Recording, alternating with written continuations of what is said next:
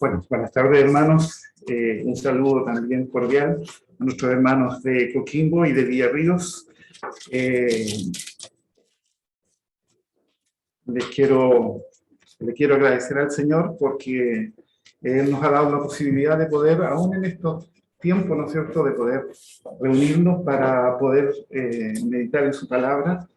Y sí, hay por lo menos dos cosas que yo ahora estoy pidiendo: que nos saquemos pronto la mascarilla, ¿ya? Y que volvamos plenamente a lo que es cultos presenciales. Yo había orado alguna vez, pero nunca me imaginé que el Señor iba a responder con una pandemia. No digo que haya sido una intención mía, pero en su momento oré por un motivo muy especial, para que el Señor pudiera traer alguna forma de apaciguamiento de ciertos ánimos que teníamos hace unos años atrás, por ahí por los fines del año 2019. Y en algún momento comentábamos con mi esposa qué debería ocurrir para que precisamente esto pueda suceder.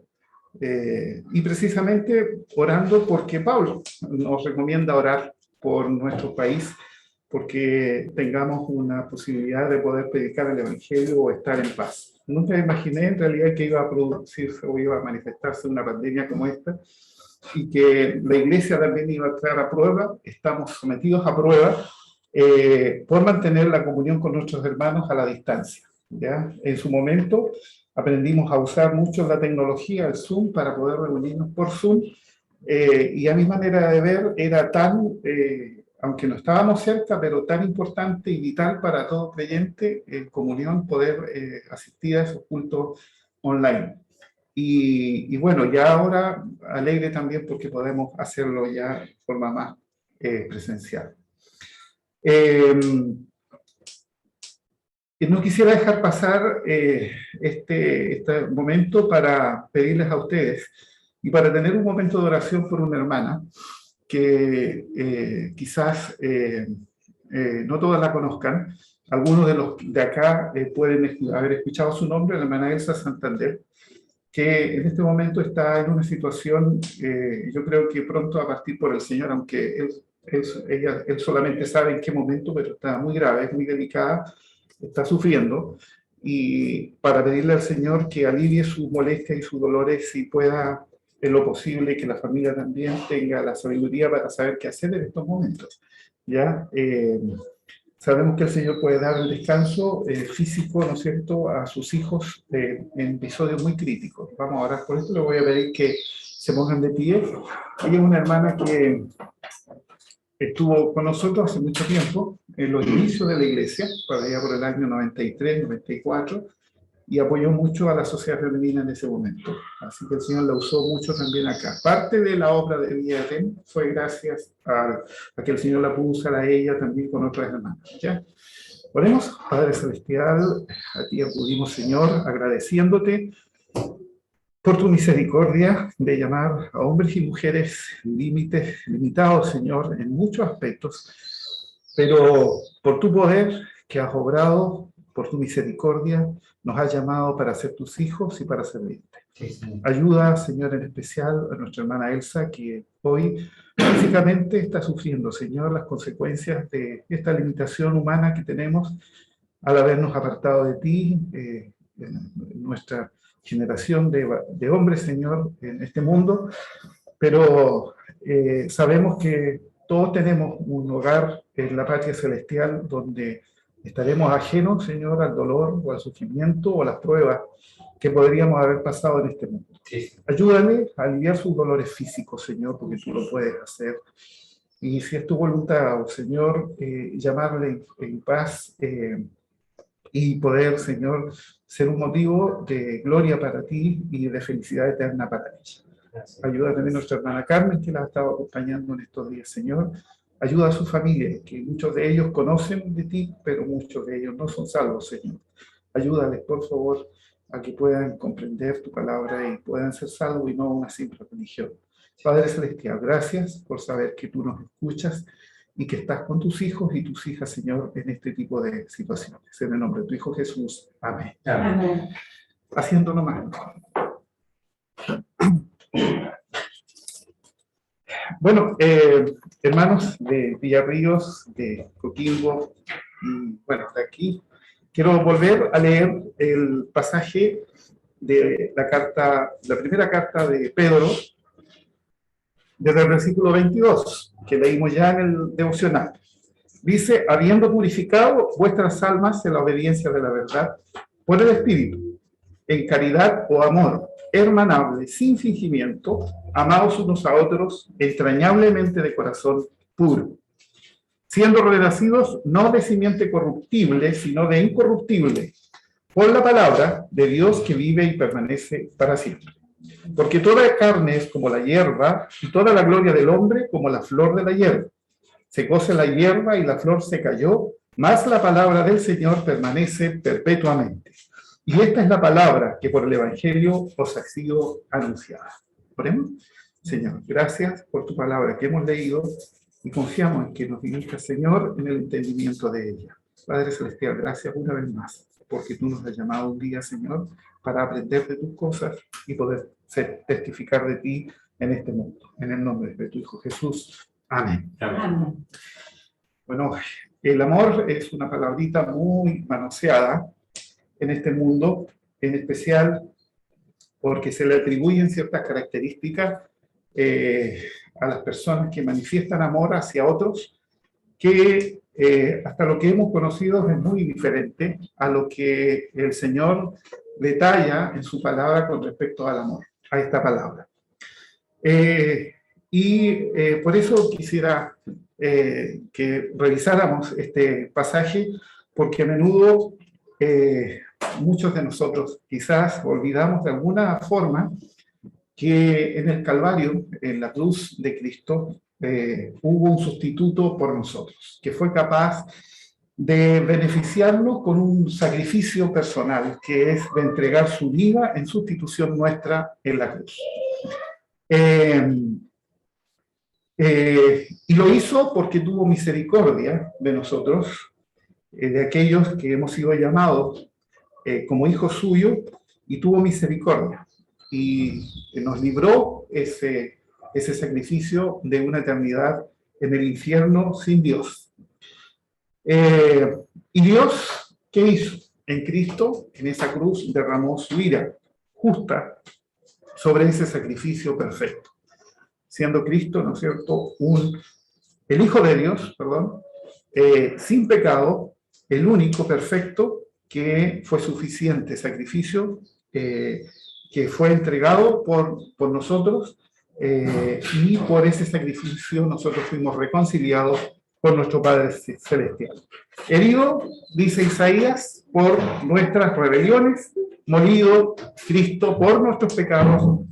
El castigo de nuestra paz fue sobre Cristo, y por su herida o su llaga fuimos nosotros sanados o curados. El Señor se sacrificó por todos aquellos que creen, y cada uno de nosotros, sin duda, debiéramos estar con ganas y un deseo de demostrar gratitud a Él por este amor que Él hizo por nosotros. Se mostró, ¿no es cierto?, en que dio su vida por nosotros. Pero más allá de ese amor con que Cristo nos llamó y con que Cristo se entregó dando su vida por nosotros, del cual Él mismo dice: no hay mayor amor que alguno dé su vida por los pecadores. Pedro aquí nos llama la atención sobre un tipo de amor entre aquellos que fueron rescatados por el amor de Cristo, de la muerte eterna. Y este amor, Pedro le llama el amor fraternal, no fingido, que aparece aquí mencionado en el pasaje que nosotros acabamos de leer o escuchar. Por lo menos hay algunas preguntas que podemos hacerle a este texto, y nosotros podríamos ir entonces meditando en ellas. ¿En qué momento la persona o el ser humano está capacitada para amar con este amor que Pedro dice que amemos a otros creyentes? ¿En qué momento? Él mismo dice que habiendo purificado vuestras almas en la obediencia de la verdad. La palabra del Señor, la Biblia, en forma repetida, nos deja claro que la persona que no tiene a Cristo en su corazón, que no es salva, no puede tener la capacidad de demostrar verdadero amor. El apóstol Juan dice, si no queréis venir a mí, Juan, perdón, mismo el Señor en Juan capítulo 5, y no queréis venir a mí para que tengáis vida. Gloria de los hombres no recibo, mas yo os conozco que no tenéis amor de Dios en vosotros. Quien no tiene amor de Dios en ellos no puede manifestar este amor que Pedro está mencionándonos acá. El mismo Señor le dijo a los fariseos, a este grupo de religiosos que enseñaba la ley, ay de vosotros fariseos, les decía, que diezmáis la menta y la ruda y toda hortaliza y pasáis por alto la justicia y el amor de Dios. O sea, hacían todo lo que ceremonialmente y religiosamente ellos debían cumplir, pero faltaban a algo que era esencial porque no podían expresarlo, y era el amor de Dios obrando en personas, en este caso en sus hijos. Esto os era necesario hacer, sin dejar lo otro o aquello. Ellos estaban, en otras palabras, preocupados de los detalles minuciosos de poder cumplir la ley de algo externo, pero no podían y no tenían la forma de manifestar el amor que Dios les estaba pidiendo y que pedía. Pero al contrario, el mismo Señor dice que este tipo de amor que habla Pedro es el que distingue a los hijos de Dios. En esto conocerán todos que sois mis discípulos, si tuvierais amor los unos por los otros. Y si tuvierais amor, significa que tenemos la capacidad de expresar amor los unos por los otros. Este amor es imposible que lo puedan expresar aquellos que no están en el amor de Dios. Fue por medio de la salvación, hermanos, que nosotros hemos recibido la capacidad, que no es nuestra, de demostrar amor, un amor sobrenatural, que no es propio del ser humano, que es natural, que no es natural de nuestra naturaleza. Y la esperanza, dice Pablo en Romanos, no avergüenza porque el amor de Dios está derramado en nuestros corazones por el Espíritu Santo que nos ha dado.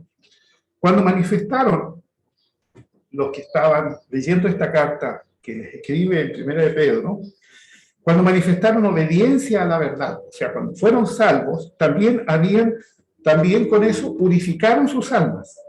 Y esto de purificar sus almas, que nos habla acá, ¿no es cierto?, habiendo purificado vuestras almas en la obediencia de la verdad, no solo se refiere a la obra del nuevo nacimiento, que es obrado por el Espíritu Santo en un momento dado de la vida de una persona que está muerta espiritualmente. Esta obra de la regeneración o del nuevo nacimiento, que imparte nueva vida en ello, que parte una vida nueva, que va a manifestarse en un deseo de agradar a Dios, de conocer su voluntad, de disponerse a obedecer, porque sabe que es lo mejor para él y para la iglesia. Esto no solo termina ahí, sino que además el Señor va obrando de tal forma en la vida del cristiano para que podamos librarnos o ser librados de las impurezas que trae nuestra naturaleza. Esto es lo que hablaba Ezequiel, en la obra de Dios que reflejaba la vida nueva que iba a tener su pueblo, ahora refiriéndose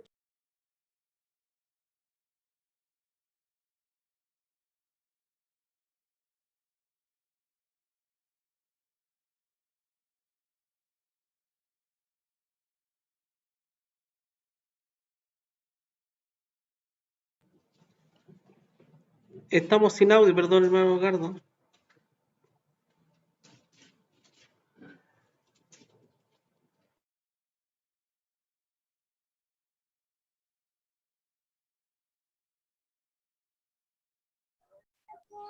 Son como 30 segundos que estamos sin audio. Ya, listo. Ahora sí.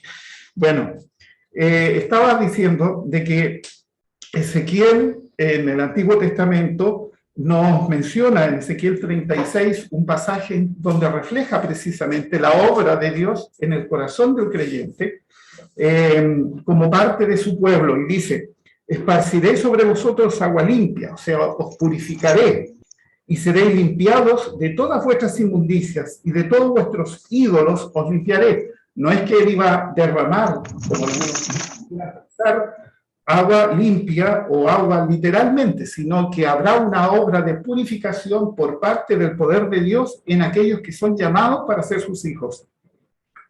Y de todos vuestros ídolos os limpiaré, os daré corazón nuevo y pondré espíritu nuevo dentro de vosotros, y quitaré de vuestra carne el corazón de piedra y os daré un corazón de carne. Y pondré dentro de vosotros mi espíritu y haré que andéis en mis estatutos y guardéis mis preceptos y los pongáis por obra. Esto no es una capacidad natural que el ser humano tiene, hasta que Dios obra en su corazón y lo transforma en una nueva creación, en una nueva criatura, por medio de la obra de su Espíritu Santo. Esto de purificado se refiere a la obra divina. El profeta Ezequiel dejó eso claro en el pasaje recién citado, y en sus cartas el apóstol Pablo también afirmó que la obra purificadora de la salvación es obra de Dios. Pues mirad, hermanos, dice Pablo, vuestra vocación. Mírense a ustedes mismos, mirémonos a nosotros mismos, que no sois muchos sabios, según la carne, o que tengamos demasiadas capacidades, según nuestra naturaleza humana, ni muchos poderosos, ni muchos nobles, mas por él estáis vosotros en Cristo Jesús, el cual nos ha sido hecho por Dios sabiduría, justificación, santificación y redención, para que, como está escrito, el que se gloría, gloríese en el Señor. Junto con esta purificación que el Señor obra en nosotros para hacernos aceptos delante de Él, Él nos ve limpios y puros, así como los sacerdotes debían, ¿no es cierto?, continuamente purificarse con agua, para reflejar así que delante de la presencia del Señor, al servir en sus continuas ceremonias, tenían que ellos estar puros, ser dignos de estar delante de la santidad de Dios.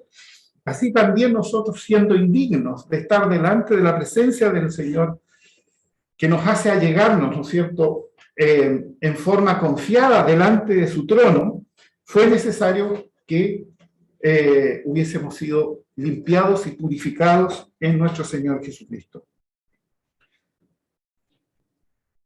Por lo tanto, esta obra no es una obra humana, no es un convencimiento paulatino al cual hemos sido expuestos ante la palabra de Dios o ante la enseñanza del Evangelio. No es eso. Y prueba de eso es que pueden haber muchos religiosos evangélicos que solamente tienen el conocimiento de la Biblia, pueden conocer mucho de la Biblia, incluso grandes teólogos que conocen de la Biblia, pero no son salvos. No son salvos, porque no es una obediencia que se relacione con el ser humano por sí mismo, porque no puede obedecer de una forma que Dios agrade al Señor, porque está muerto espiritualmente. Sino que es por gracia, como nos dice Pablo, por gracia sois salvos por medio de la fe, y esto no de vosotros, pues un don de Dios. Efesios 2:8. Y como por lo tanto es dada por Dios, va a resultar, va a tener un resultado, y eso es la obediencia. Y esta obediencia es un resultado que con naturalidad debiera darse en aquellos que hemos sido llamados. Y como resultado vamos entonces a manifestar ese amor que Pedro está encargando a sus lectores o a los que escuchaban esa carta insistentemente en que recordaran de dónde habían sido sacados. Ya hemos visto en anteriores predicaciones, ¿no es cierto?, los pasajes anteriores, y ahora el Señor recuerda cuál es nuestra actitud ahora siendo creyentes, específicamente con otros creyentes ahora. Así que solo los creyentes podemos manifestar el amor que Dios pide y que Pablo está refiriendo aquí con respecto a nuestros hermanos en Cristo. El que ama a su hermano está en luz y no hay tropiezo en él, dice en primera de Juan. Pero el que aborrece a su hermano, más el que aborrece a su hermano, está en tinieblas y anda en tinieblas y no sabe a dónde va. No sabe a dónde va porque las tinieblas le han cegado los ojos. Esta persona que actúa de esta manera, que dice ser creyente pero no ama a su hermano, según esto lo más probable es que no sea un creyente, que aún está en tinieblas, porque la demostración de la obra de Dios en el corazón es manifestar este amor hacia el hermano. En esto son manifiestos, dice, los hijos de Dios y los hijos del diablo. En esto está la diferencia entre los hijos de Dios y los hijos del diablo. Cualquiera que no hace justicia y que no ama a su hermano no es de Dios, porque este es el mensaje que habéis oído desde el principio. ¿Y cuál era? Que nos amemos unos a otros. Entonces, ¿a quiénes nos menciona aquí el apóstol Pedro que debemos amar con este amor? Los creyentes, ¿a quiénes? Bueno, él mismo lo dice. Y siguiendo acá el pasaje, en amor o en caridad hermanable, sin fingimiento. En la salvación, ¿no es cierto? Por medio de la salvación, nosotros todos somos hechos parte del cuerpo de Cristo. Somos miembros del cuerpo de Cristo. Somos el uno con el otro parte de una misma unidad que es Cristo, y Cristo es la cabeza de este cuerpo, la iglesia. Entonces ahora es la iglesia, el resto de los miembros de esta iglesia, el que se convierte en un objetivo para amar. Porque el Espíritu Santo que tiene la iglesia los capacita y nos capacita para amarnos. A este amor, a esta relación de manifestar este amor, se le llama amor fraterno o amor fraternal, que no debe ser fingido. En otras palabras, esta palabrita se refiere a sin hipocresía. Como conocía Pedro el peligro de la hipocresía, que es muchas veces parte de nuestra naturaleza humana, Pablo entonces también había amonestado a los romanos por medio de la carta a los romanos, y dijo, el amor sea nuevamente sin fingimiento, porque los romanos, como los que escuchaban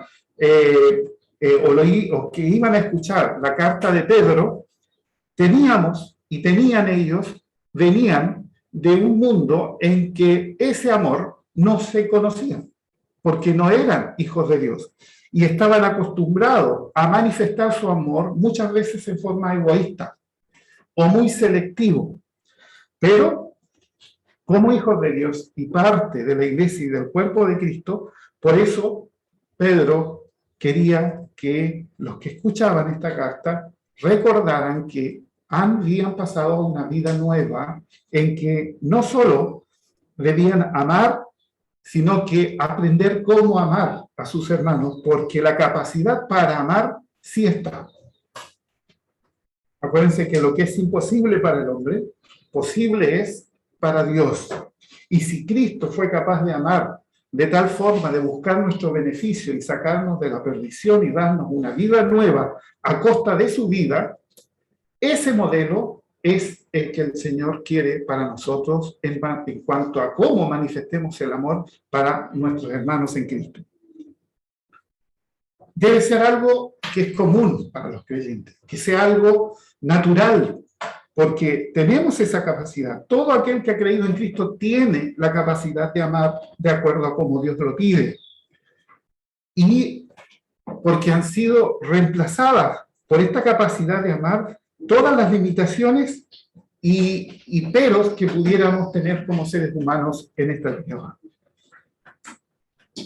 No olvidemos que el Señor puede usar la manifestación de este amor entre creyentes precisamente para atraer a otros a Cristo.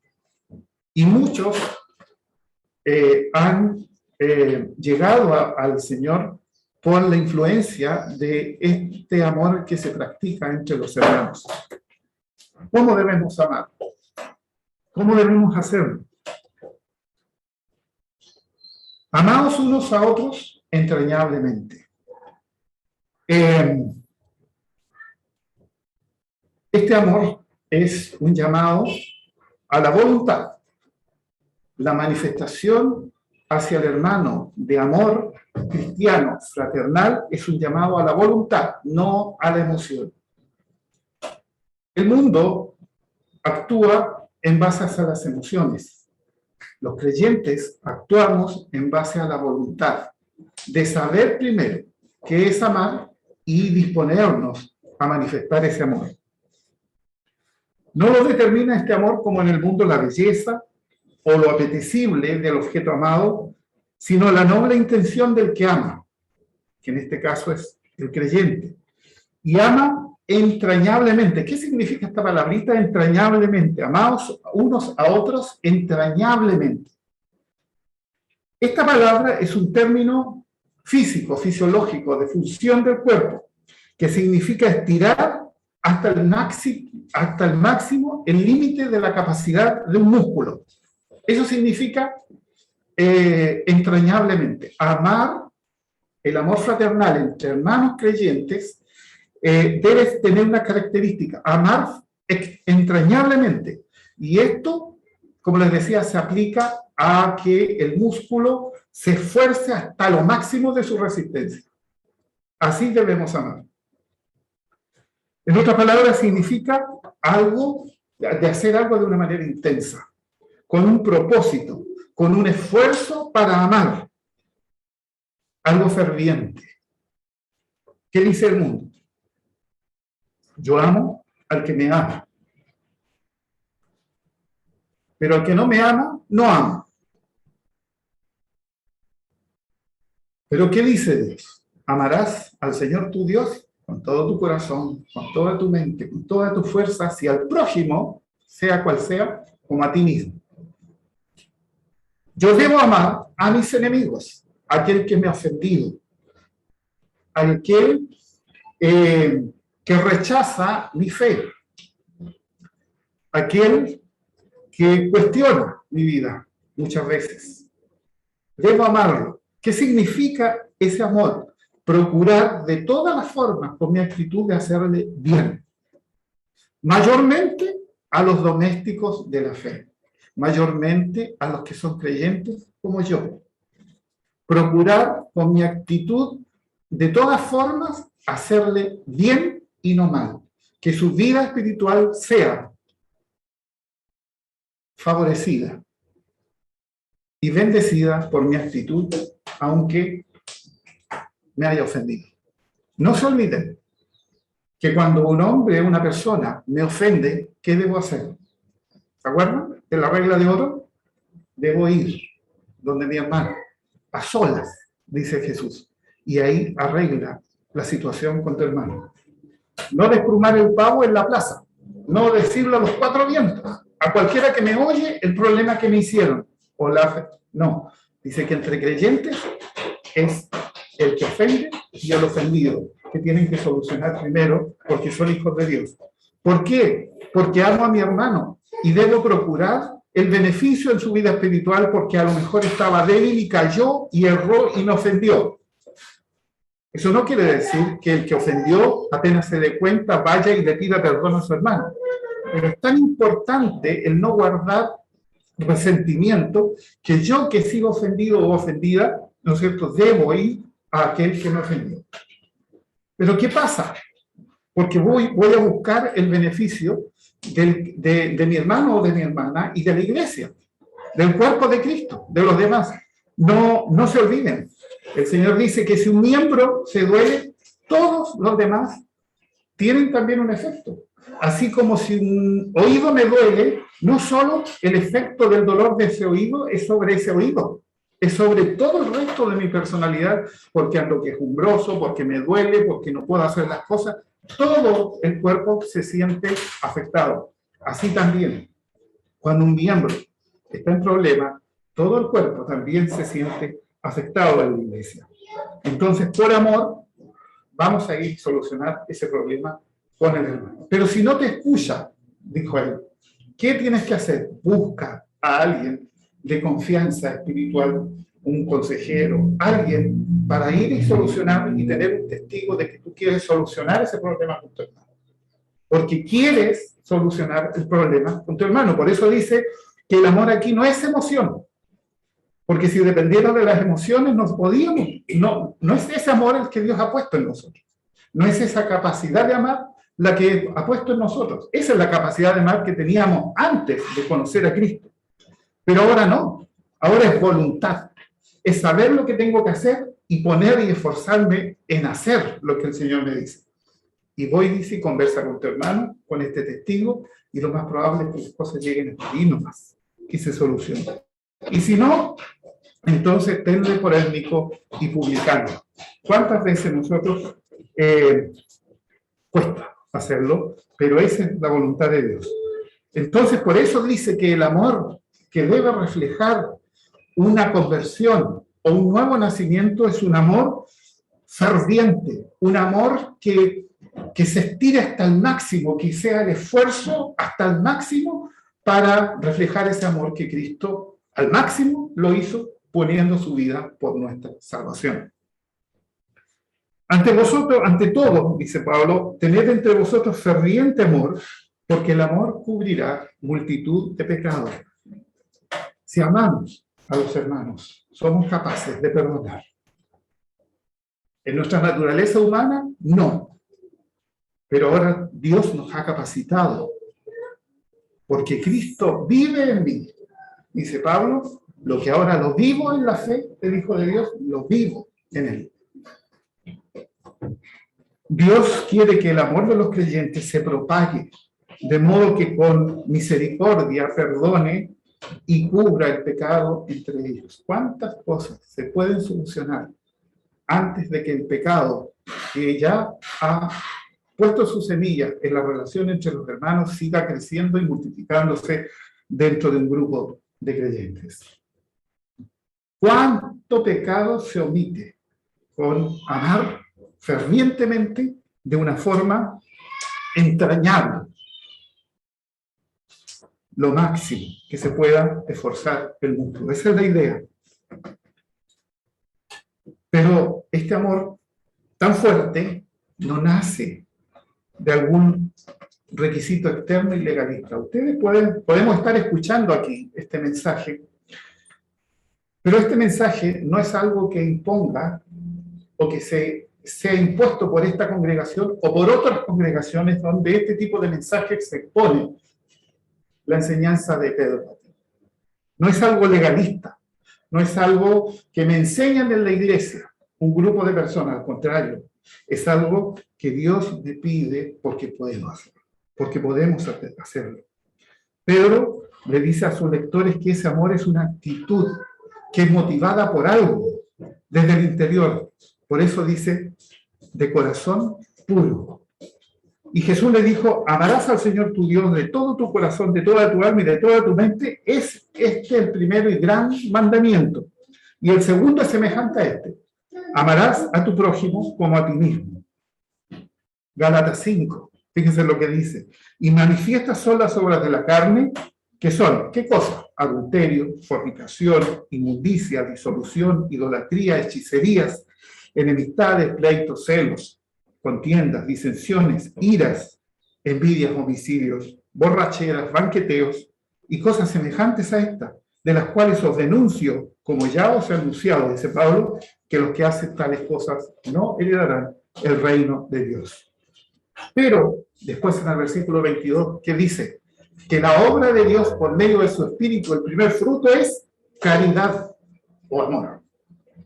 Y de ahí continúa con las otras partes de este fruto, porque el fruto del Espíritu Santo es uno solo, pero que incluye amor, incluye gozo, paz, tolerancia, benignidad, bondad, fe, mansedumbre, templanza. Contra tales cosas, dice Pablo, no hay ley. Porque los que son de Cristo, los que somos de Cristo, hemos crucificado o han crucificado la carne con todas sus debilidades, con todas sus afectos y concupiscencias. Y la han crucificado nuestra naturaleza en Cristo y nos ha dado una nueva vida. Por eso somos capaces de amar como Dios quiere que amemos. Porque es un fruto que resulta cuando el Espíritu Santo mora en el cristiano. Por eso dice, ninguno puede amar a Dios y a sus hermanos, sino primero ha habido un nuevo nacimiento en él.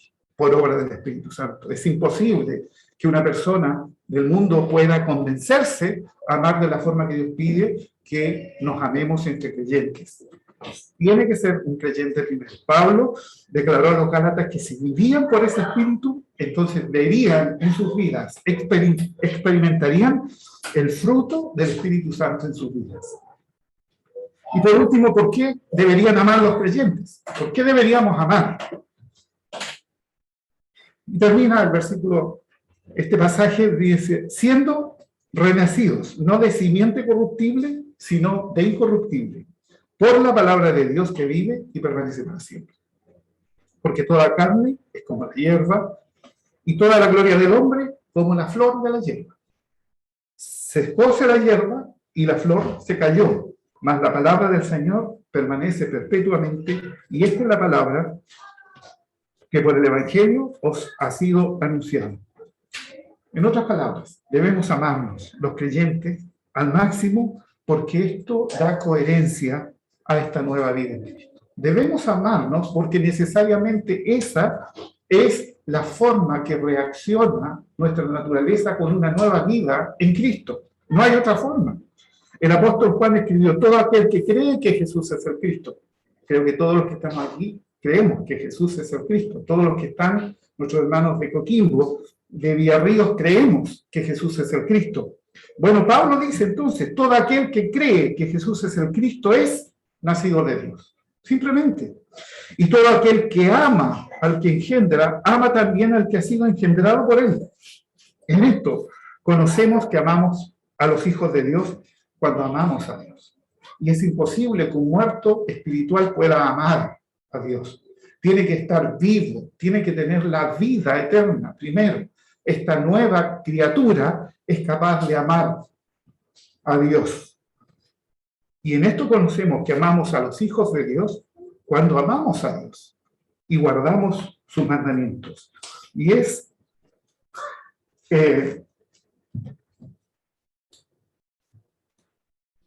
y Pedro dice aquí que se debería esperar que amaran de esta forma porque somos renacidos.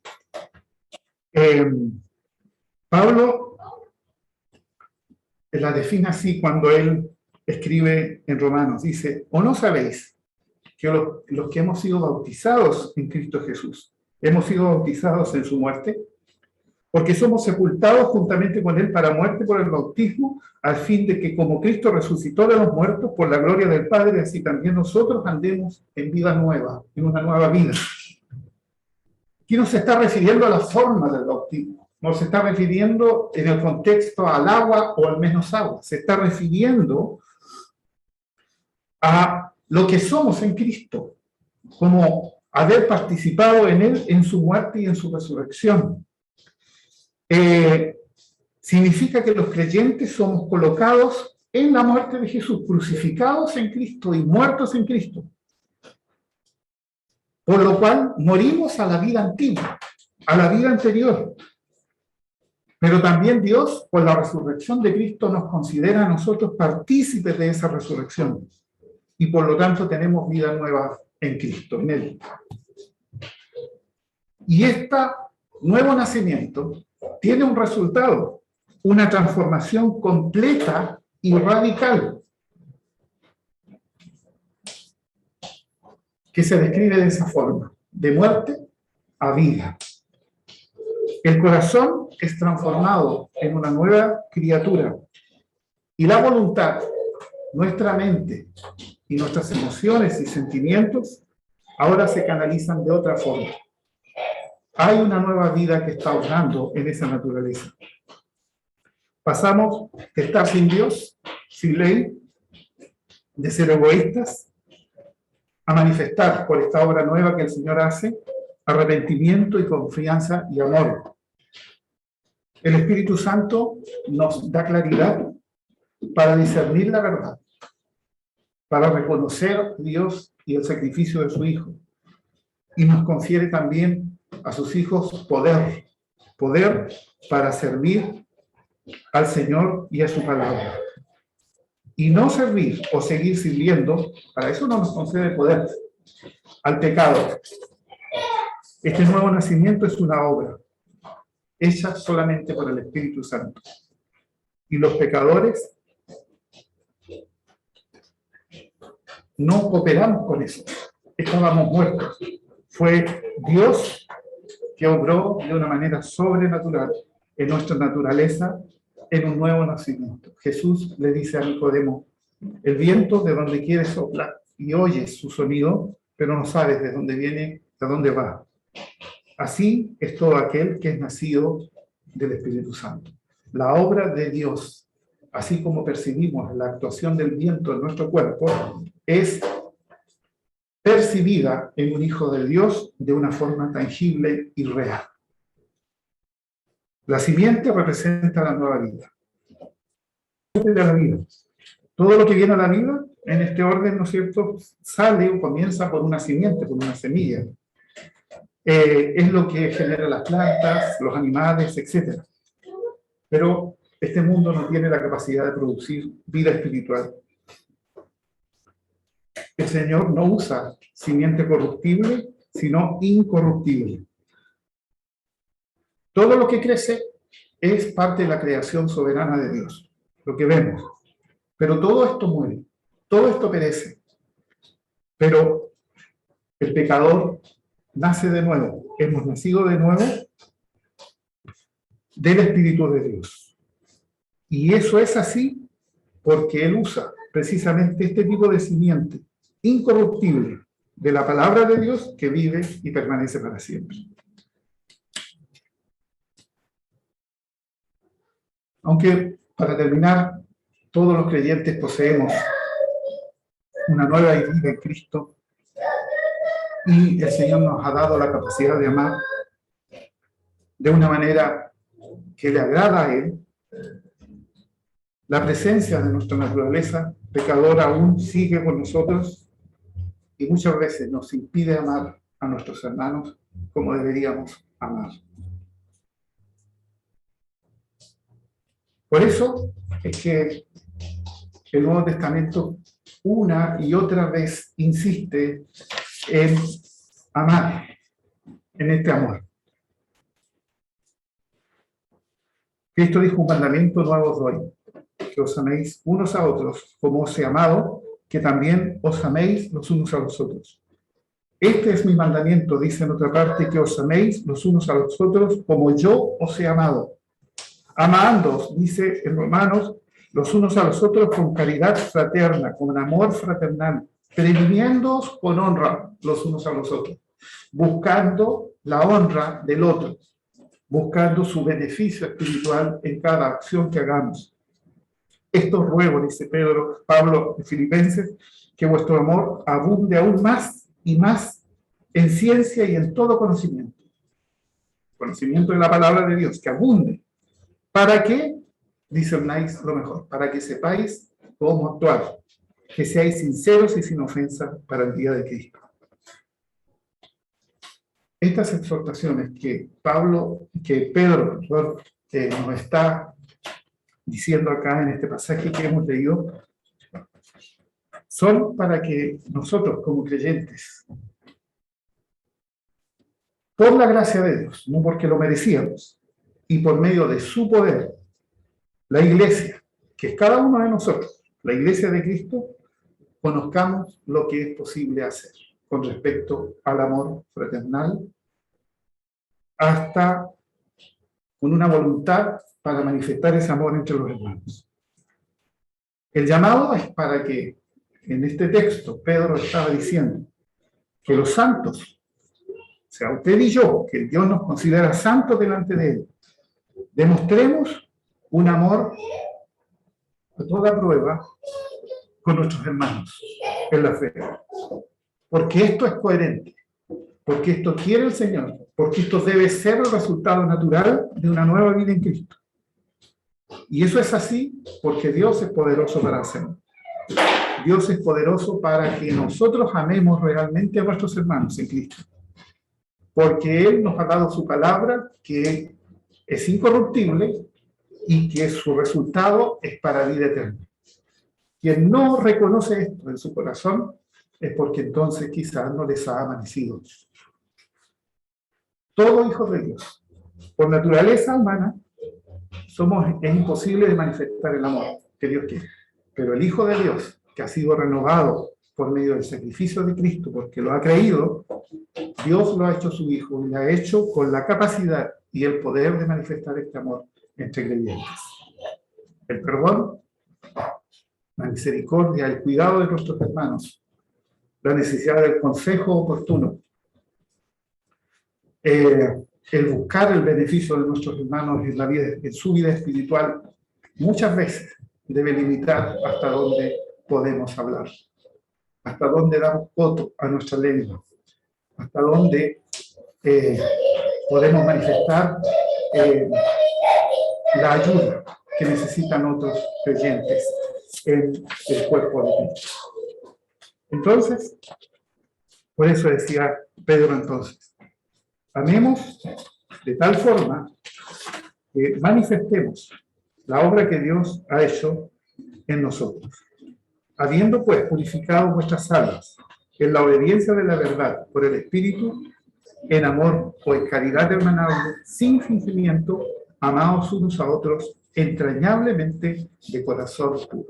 Que el Señor nos bendiga. Amén.